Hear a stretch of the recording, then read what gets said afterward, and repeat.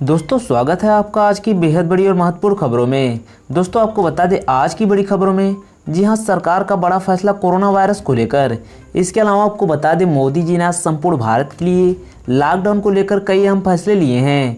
जी हां, आपको बता दें 20 लाख करोड़ के पैकेज में जनता को क्या दिया जाएगा उस पर बात करेंगे।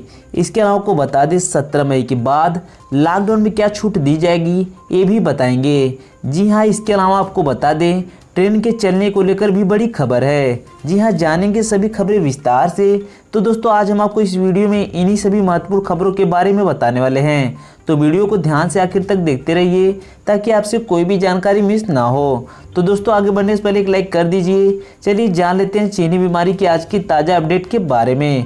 आपको बता दें भारत में संक्रमित मरीजों की संख्या लगातार बढ़ती जा रही है और यह संख्या 78,003 के ऊपर पहुंच चुका है, जिसमें से 26,235 लोग ठीक होकर अपने घर जा चुके हैं और 2,549 लोगों की मृत्यु हो चुकी है। इसी के साथ बढ़ते हैं इस वक्त की अगली बड़ी खबर की ओर। 20 लाख करोड़ के पैकेज पर मायावती ने जताया विश्वास, बोली ईमानदारी से लागू करने की जी जान से कोशिश करे सरकार। जी हां, बहुजन समाज पार्टी की सुप्रीमो मायावती ने ट्वीट करते हुए कहा कि अभूतपूर्व कोरोना लॉकडाउन के कारण देश की चरमराई स्थिति, अव्यवस्था और ध्वस्त अर्थव्यवस्था में थोड़ी सुधार के लिए केंद्र ने जो भी कदम उठाए हैं उस पर विश्वास करते हुए बीएसपी का यही कहना है कि इसको जमीन पर ईमानदारी से लागू करने की जी जान से कोशिश तत्काल शुरू कर देनी चाहिए। साथ ही लाचार और मजलूम करोड़ों प्रवासी मजदूरों के लिए जो 1,000 करोड़ रुपए की घोषणा की गई है वह यूपी जैसे अति प्रभावित राज्यों को सीधे मिलना चाहिए। यह उन्हें उनके अपने गांव में रहने के लिए वास्तविक सहारा बन सके और गरीबों मजदूरों को आगे पलायन करने हेतु विवश न होना पड़े। 17 मई के बाद लॉकडाउन में ढील को लेकर क्या है जनता के सुझाव, सीएम केजरीवाल ने दी जानकारी। जी हां, 17 मई के बाद लॉकडाउन में ढील देने के संबंध में दिल्ली वासियों से मांगे सुझावों पर उपराज्यपाल और राज्य आपदा प्रबंधन प्राधिकरण के बीच बैठक आज शाम 4 बजे होनी है। इस संबंध में मुख्यमंत्री अरविंद केजरीवाल ने बताया कि 24 घंटे में हमें 5.25 लाख व्हाट्सएप मैसेज, 10,700 ईमेल और 39,000 फोन से सुझाव मिले हैं। उन्होंने कहा कि जनता द्वारा मिले सुझावों पर चर्चा करने के लिए आज शाम 4 बजे उपराज्यपाल और राज्य आपदा प्रबंधन प्राधिकरण के बीच बैठक होगी, जिसके बाद दिल्ली में किस हद तक ढील दी जानी चाहिए इससे संबंधित प्रस्ताव हम केंद्रीय सरकार को भेजेंगे। रेलवे ने 30 जून तक बुक सभी टिकटें रद्द किए, स्पेशल ट्रेन चलती रहेंगी, रिफंड होगा पूरा पैसा। जी हां, भारतीय रेलवे ने 30 जून के पहले तक बुक सभी टिकट्स रद्द कर दिए हैं। इस तारीख तक बुक सभी टिकटों की राशि रिफंड कर दी गई है।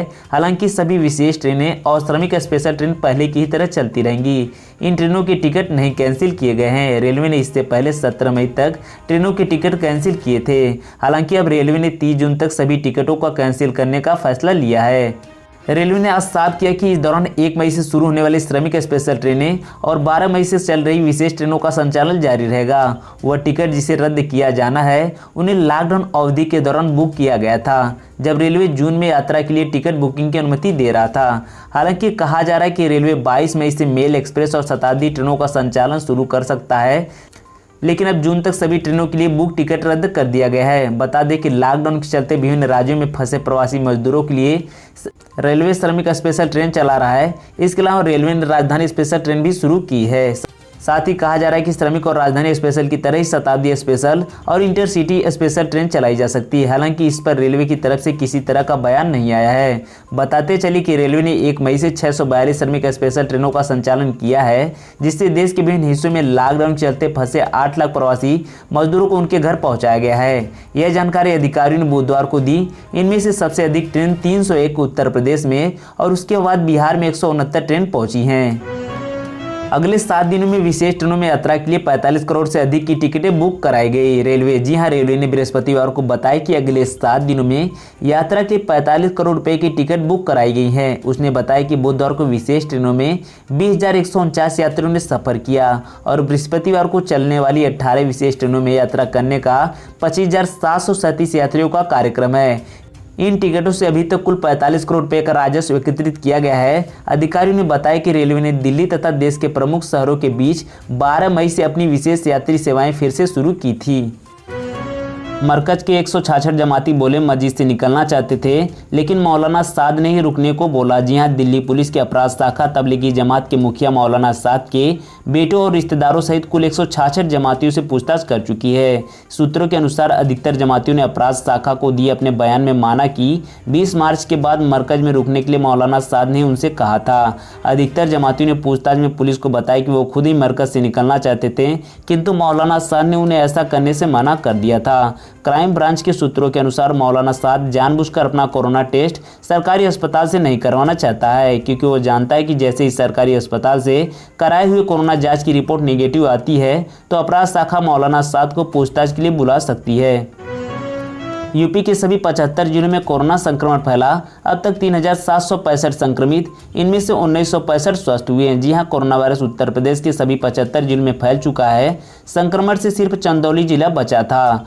गुरुवार को यहां भी पहला पॉजिटिव मामला सामने आया है। इसके साथ राज्य में मरीजों की संख्या बढ़कर 3765 हो गई। अब तक 1965 मरीज स्वस्थ हो चुके हैं। संक्रमण की वजह से राज्य में 86 लोगों की मौत हो चुकी है। मध्य प्रदेश और उत्तर प्रदेश सीमा से सैकड़ों मजदूर लोग गुजर रहे हैं। ये दोनों राज्यों की रक्षा बॉर्डर को पार कर रहे हैं। इनकी मदद के लिए कई समाज सेवी संस्थाएं यहाँ काम कर रही हैं और लोगों को खाना और अन्य जरूरी सामान मुहैया करा रही हैं। हर गुजरने वाले ट्रक में लंच पैकेट, पानी की बोतलें और मास्क दिए जा रहे हैं। बॉर्डर पर प्रशासन की टीम मजदूरों की गिनती करके डिटेल अपडेट करती है। राजधानी दिल्ली में लगातार कोरोना वायरस का असर बढ़ता जा रहा है और पिछले कुछ दिनों में लगातार मामलों की संख्या बढ़ती जा रही है। आज 472 नए मामले सामने आए हैं। इसी के साथ कुल मामलों की संख्या 8470 पहुंच गया है। दिल्ली सरकार के द्वारा जारी किए गए नए आंकड़ों के मुताबिक दिल्ली में अब कोरोना के कुल केसों की संख्या 8470 हो गई। पिछले 24 घंटे में कुल 472 मामले सामने आए, जबकि 187 लोग ठीक हो चुके हैं। अब तक दिल्ली में 3045 लोग कोरोना वायरस को मात देकर ठीक हो चुके हैं। वहीं इस वायरस की वजह से आज दिल्ली में 9 लोगों की मौत हो गई। इसके साथ दिल्ली में कोरोना वायरस के कारण हुई कुल मौतों की संख्या 115 हो गई है। राजधानी में अब कोरोना वायरस के कुल 5310 एक्टिव केस हैं, जबकि 1,19,000 से अधिक टेस्ट करवाए जा चुके हैं। चीन से हो रहे लोग पलायन, दुनिया कर रही चीन से नफरत। योगी आदित्यनाथ। जी हां, केंद्र सरकार के आर्थिक पैकेज की घोषणा के साथ ही योगी सरकार सूक्ष्म, लघु एवं मध्यम उद्योगों को कोरोना संकट से उबारने में जुट गई है। सरकार की कोशिशें हैं कि लाखों कामगारों की प्रदेश में वापसी के मद्देनजर लोकल को ग्लोबल बनाकर रोजगार के नए अवसर प्रदान किए जाएं और बदली वैश्विक परिस्थिति में जब चीन दुनिया के अन्य देशों के निशाने पर है तो इसका लाभ उठाया जाए। मुख्यमंत्री योगी आदित्यनाथ ने गुरुवार को कहा कि आज पूरी दुनिया चीन से पलायन कर रही है, एक तरह से नफरत कर रही है। पूरी दुनिया जिस वैश्विक महामारी कोरोना को झेल रही है, प्रत्येक व्यक्ति देख रहा है कि इसके पीछे कहीं न कहीं चीन है। इन स्थितियों में हमें एमएसएमई सेक्टर को बढ़ावा देने की दरकार है। इस कड़ी में उन्होंने इस सेक्टर के 56,754 उद्यमियों को 2002 करोड़ रुपए का ऋण प्रदान किया। प्रेस कॉन्फ्रेंस करके वित्त मंत्री ने किया ये बड़ा ऐलान। जी हां, 20 लाख करोड़ के राहत पैकेज के दूसरे चरण में आज वित्त मंत्री निर्मला सीतारमण किसानों को खुशखबरी दे सकती हैं। सूत्रों का कहना है कि पहले दिन एमएसएमई को राहत देने के बाद आज कृषि क्षेत्र के लिए राहत पैकेज का ऐलान किया जा सकता है। इसमें कर्ज माफी, किसान सम्मान निधि और कृषि से जुड़े कुल कारखानों के लिए राहत पैकेज की घोषणा हो सकती है। वहीं सप्लाई चेन को दुरुस्त करने के लिए भी ठोस कदम उठाए जा सकते हैं।